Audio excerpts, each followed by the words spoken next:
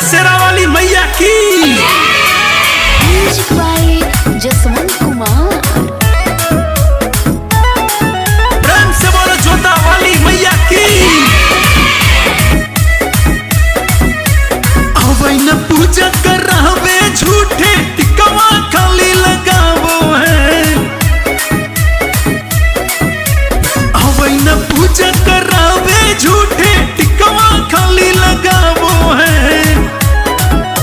नया नया पंडित है घंटिए खाली बजावो है।